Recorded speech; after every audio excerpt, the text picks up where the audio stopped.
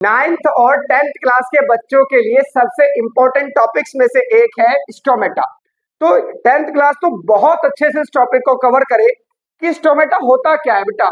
तो सबसे पहले समझिए कि जैसे हमारी स्किन है, तो स्किन के ऊपर आपने देखा होगा कि जैसे गर्मियों का टाइम चल रहा है तो पसीना बाहर आता है। तो ये पसीना बाहर आता कहाँ से है? हमारी स्किन है, इसके ऊपर बहुत छोटे छोटे से छेद मौजूद है। तो ठीक ऐसे ही समझिए कि जो पेड़ का पत्ता होता है या पेड़ की जो स्टेम होती है, उसके ऊपर भी छोटे छोटे पोर्स मौजूद होते हैं, मतलब छोटे छोटे छेद मौजूद होते हैं, जिनको क्या कहा जाता है? स्टोमेटा। तो सिंपल सी डेफिनेशन क्या है बेटा? Tiny pores present on the surface of leaf are known as stomata. तो जो छोटे छोटे छेद हमारी लीफ के ऊपर मौजूद होते हैं या पेड़ की स्टेम के ऊपर मौजूद होते हैं, उनको क्या कहा जाता है? स्टोमेटा। तो पहला क्वेश्चन तो ये है कि इसकी डेफिनेशन पता हो। दूसरा है बेटा इसका डायग्राम। इसका डायग्राम तो याद कर लीजिए, दो बीन जैसे स्ट्रक्चर, जैसे राजमा हमारे घर में बनता है, दो राजमा जैसे स्ट्रक्चर है, जिनको हम क्या नाम देते हैं बेटा? Guard cell. क्या नाम देते हैं इनको? Guard cell. गार्ड का काम क्या होता है? गेट खोलना और गेट बंद करना। ठीक वैसे ही हमारे स्टोमेटा को क्लोज करना और स्टोमेटा को ओपन करना किसका काम है? हमारे गार्ड सेल्स का। तो गार्ड सेल्स क्या करती हैं? स्टोमेटा को ओपन और क्लोज करने में मदद करती है। क्लोरोप्लास्ट का काम हम सब जानते हैं, क्या होता है? It is a kitchen of the cell. ये क्या होता है? किचन ऑफ द सेल, क्योंकि इसी के अंदर क्या प्रेजेंट होता है?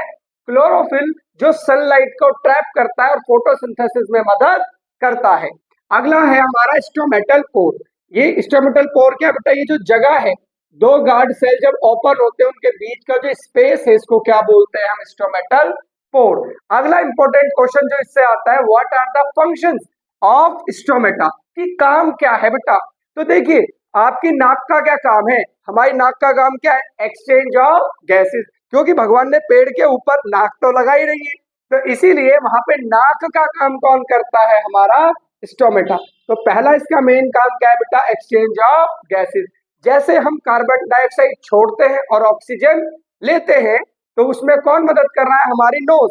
ठीक वैसे ही हमारा जो पेड़ है, उसके पत्तों के ऊपर या स्टेम के ऊपर क्या मौजूद है? स्टोमेटा। वो किसमें मदद कर रहे हैं? एक्सचेंज ऑफ गैसेस में, मतलब कार्बन डाइऑक्साइड लेने में और ऑक्सीजन छोड़ने में।